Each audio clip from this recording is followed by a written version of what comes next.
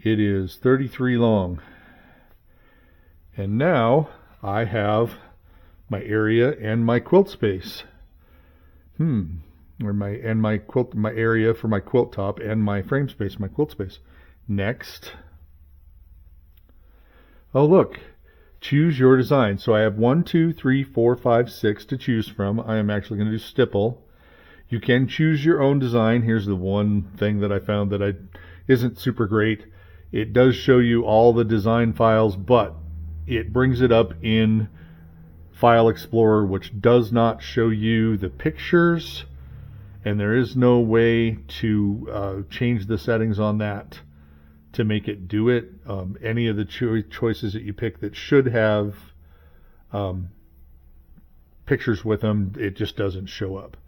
So I'm just going to cancel that. I'm going to use stipple. I'm going to tell it next. Watch what it does here. Boom. That was very fast, but it took the original size of the stipple. It filled it, plus it cropped the edges and cropped and closed the edges. So we have a stipple across our entire quilt that fast, and it's edge to edge with a start and a stop and a long jump and a start and a stop and a long jump. So I'm going to get 2 rows out of this, or a row and a half out of this, before I have to drag and drop. I'm ready to go. Next. I like what I saw. It's what I'm going to do. I'm going to give it a name. It's going to be called stipple, if I could spell. Stipple test. Enter. I can put notes in there. I'm just going to put some gobbledygook so you can see how the notes show up. They show up so you can put project notes, who it's for, what you did, if you liked it or not, blah, blah, blah. And next.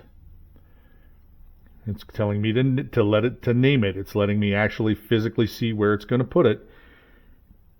Local disk designs assistant, and it's naming it stippletest.pt2. Save. All right. Ready to quilt, it says. All right. Needle up. Yes, the needle's up. You can adjust your speed and acceleration. This is where mine is set as a default. I can also do my stitch per inch right there.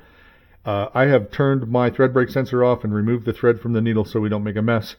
This, again, is just a test. We will do this on a production quilt. As soon as we get one loaded, we just don't have anything loaded at the moment. And I'm going to tell it next. And there it goes. It's moving over. It does its pull-up stitch and moves out of the way. I pull it up, hold it, hit resume. It moves over, and away it goes. Now, I did not do any tie-offs. I'm not sure how my tie-offs are set in the machine or in the base Pro Stitcher, so no worries. I'm just going to deal with it. Of course, it's stitching that outside edge because we cropped it. And away it goes, and away it goes. And this is going to get, a little tedious, a little long in the video, just because I might crop a little bit of this out, just so you don't have to watch it stitch. But notice it's just following the pattern across. And we get a long run here, over to the next one, down and around.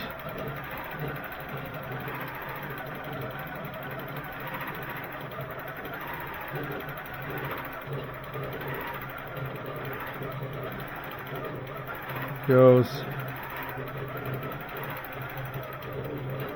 And get to our first pause.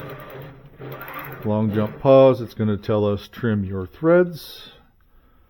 Long jump pause, trim your threads. Okay. I pull my bobbin up. In this case, I don't have to. It's an infinity. It cuts the bobbin. I cut the top, and I tell it to resume. And it takes itself across to the next start point and starts to stitch. As we do a pull-up, there we go, resume, and stitches.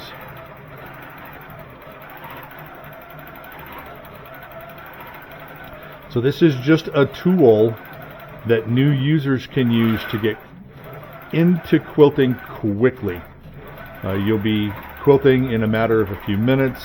Not a lot of training required to get you this far. It is very step-by-step. There's videos. You can leave your Wi-Fi connected to do this. It's not and issue to